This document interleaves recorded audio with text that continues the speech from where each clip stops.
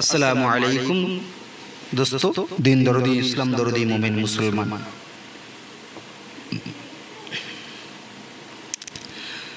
এখন শোনাতে যাচ্ছি আপনাদেরকে আমি 631 খ্রিস্টাব্দের 8 হিজরি, বয়স 61 বছর। রসুল পাক সাল্লাল্লাহু আলাইহি সাল্লাম বছর 61 বছর। 61 বছরে আমার রসুল পাক সাল্লাল্লাহু আলাইহি সাল্লাম সাথে কি ঘটেছিল, কি হয়েছিল, কি করেছিল, এসবগুলো মানে মেন যে ইতিহাসগুলো, মেন যে জীবনীগুলো, সেগুলোই কিন্তু তুলে ধরছি। আসল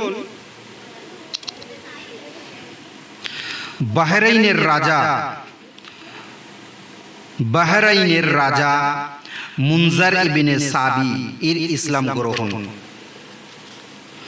বাহরাইনের বিজয়, ওমান প্রদেশ বিজয়, মহানবী সাল্লাল্লাহু আলাইহি সাল্লামের পুত্র ইব্রাহিমের জন্ম, শ্রেষ্ঠ কন্যা জয়নাবের মৃত্যু, রবিউল আউয়াল, আতরার দিকে কাব বিন উমাইয়ার নেতৃত্বে একদল সৈন্য প্রেরণ, জাতুল ইরাক এর দিকে সুজা বিন ওয়াহাবের নেতৃত্বে একদল সৈন্য প্রেরণ, যায়েদ ইবনে হারিসার নেতৃত্বে সিরিয়ার একদল সৈন্য প্রেরণ, জামাদিউল আওয়াল সিরিয়ার খ্রিস্টান নেতা সুরাহাবিলের বাহিনীর সাথে মুতা নামক স্থানে যুদ্ধ সংগঠিত, সেনাপতি যায়েদ ইবনে হারিসা, জাফর ইবনে আবু তালিব ও আব্দুল্লাহ ইবনে রওয়াহার শাহাদাত, খালিদ বিন ওয়ালিদের সেনাপতির দায়িত্ব লাভ, রজব শাবান, আবু উবাইদার নেতৃত্বে খায়বারের অভিযান,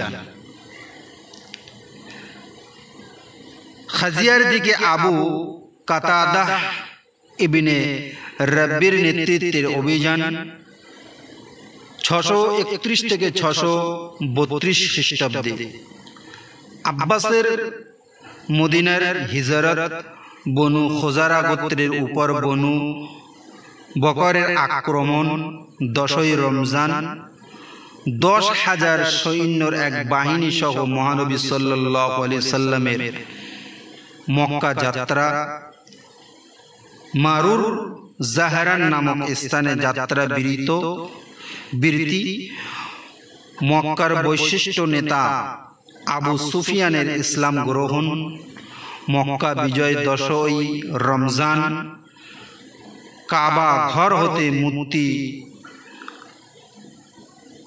অপসারণ,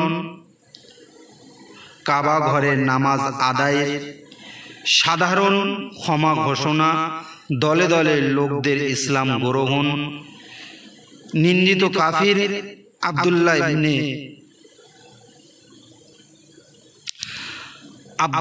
ইবনে খাতাল, মিকিয়াস ওয়ারিস ইবনে লুকাইদকে হত্যা, খালিদ বিন ওয়ালিদের ভুলবশত বনি জাজিমার কয়েকজনকে হত্যা,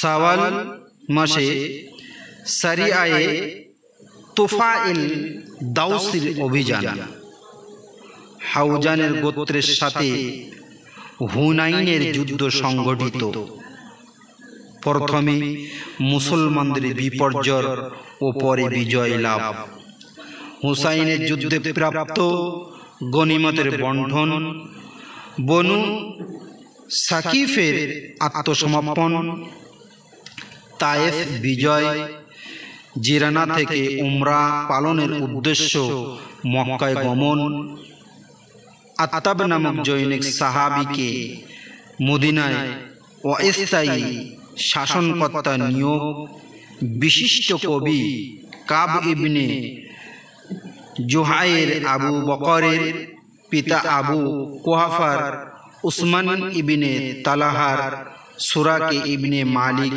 ও আকিল ইবনে তালিব প্রমুখের ইসলাম গ্রহণ। 9 হিজরি, বয়স 62 বছর। রোমান সম্রাট হিরাক্লিয়াসের বিরুদ্ধে তাবুকের অভিযান। বনু গিফারি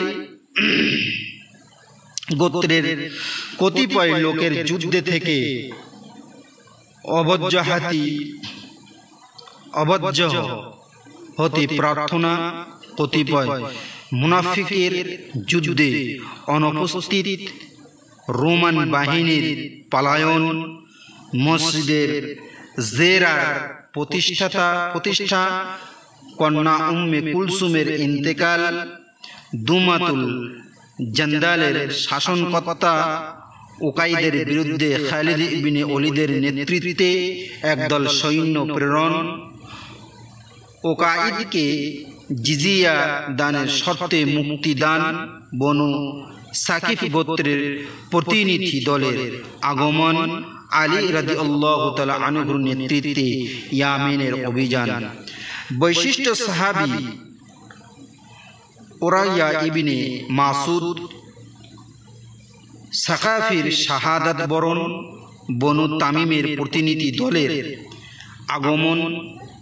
জালুদের নেতৃত্বে বনি আব্দুল কায়েসের প্রতিনিধি দলের আগমন। মুসাইলামাতুল কাজ্জাব সহ বনু হানিফার প্রতিষ্ঠিত দলের আগমন। আবু বকর রাদিয়াল্লাহু তাআলা আনহুর নেতৃত্বে মক্কায় হজ করার জন্য কাফেলা প্রেরণ। মুশরিকদের সাথে সকল সম্পর্ক উচ্ছেদের ঘোষণা। ইবনে হাতিম তাই ও তার গোত্রের ইসলাম প্রচার। আমার ইবনে সাদি কাবের নেতৃত্বে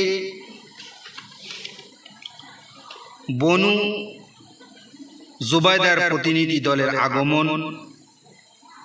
নাজরানের প্রতিনিধি দলের আগমন। বনি তামিমের বিরুদ্ধে ওয়াইনা বিন হারিসের নেতৃত্বের অভিযান। সারিয়ায়ে ওয়ালিদ ইবনে উকবা সংগঠিত। আসআমের বিরুদ্ধে কুতবা বিন উমাইর নেতৃত্বের অভিযান। সারিয়া ওয়ালিদ ইবনে উকবা সংগঠিত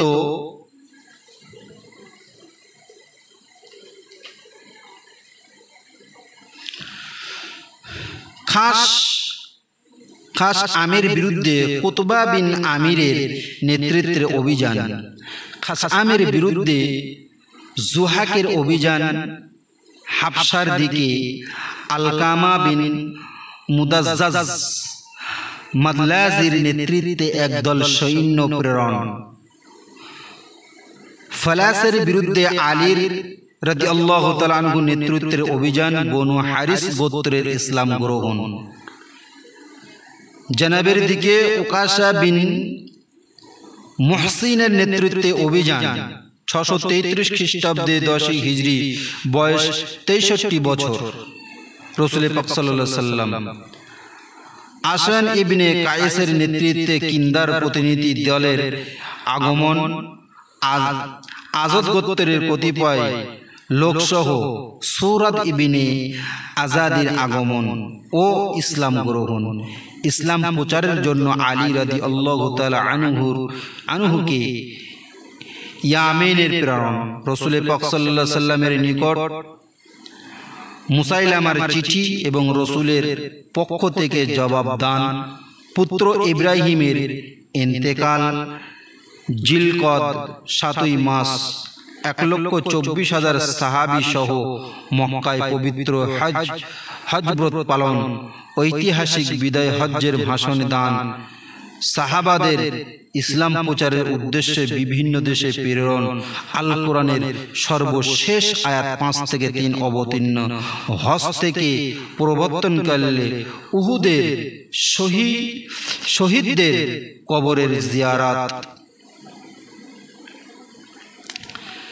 634 খ্রিস্টাব্দে 11 হিজরি, 63 বছরের সফর।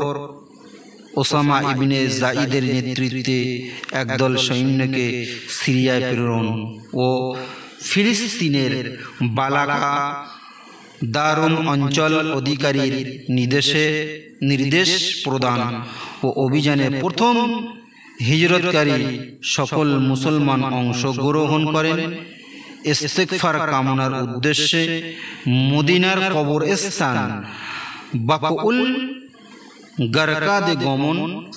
28 সফর পীড়ার সূত্রপাত। নামাজে আবু বকরের ইমামতি। 7 রবিউল আউয়াল 13 জুন পীড়াবৃদ্ধ সাহাবীদের উদ্দেশ্যে মহানবী সাল্লাল্লাহু আলাইহি ওয়াসাল্লাম শেষ নসিহত। কবর পূজায় নিষেধাজ্ঞা। 11 রবিউল আউয়াল সর্বশেষ নামাজ জামাতের যোগদান। 12 রবিউল আউয়াল 18 জুন সোমবার দিন প্রহর মহানবী সাল্লাল্লাহু আলাইহি ওয়াসাল্লাম ইন্তেকাল। ইন্না লিল্লাহি ওয়া ইন্না ইলাইহি রাজিউন। সাদ ইবনে উবাদার উদ্যোগে সাকিফায়ে বনু সাঈদার ওমরের নেতৃত্বে সম্মিলিতভাবে সকলের মিটিং আবু বকরের হাতে বায়াত গ্রহণ। 14 রবিউল আউয়াল রাসূল পাক সাল্লাল্লাহু আলাইহি ওয়াসাল্লামের দাফন সম্পন্ন করা হলো। আমানতু বিল্লাহি ওয়া মা আলাইনা ইল্লাল বালাগ। এরপর থেকে শোনাবো ইনশাআল্লাহ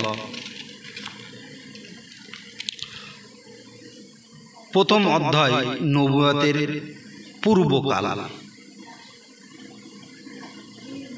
নবুয়তের আগে পূর্বে যা কিছু হয়েছিল, 570 খ্রিস্টাব্দে কি কি হয়েছিল, রাসূল পাক সাল্লাল্লাহু আলাইহি ওয়াসাল্লাম 570 খ্রিস্টাব্দে রাসূল পাক সাল্লাল্লাহু আলাইহি ওয়াসাল্লামের জন্ম। এর আগে আমি যেটা আপনাদেরকে বলেছি,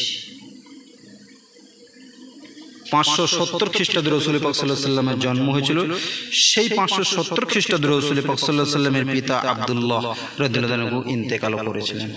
আসুন আজকে এখানে শেষ করছি, এরপরে শোনাবো পরম করুণাময় ও দয়ালু আল্লাহর নামে শুরু করব ইনশাআল্লাহ নবুয়তের পূর্বকাল।